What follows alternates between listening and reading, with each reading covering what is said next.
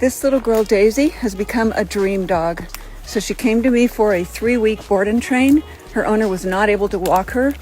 She pulled so much on the leash that she pulled her down a couple of times. She never came when she was called. She would blow them off, sometimes go in the opposite direction when she was called. Now she's off-leash reliable 100%, and she's absolutely amazing.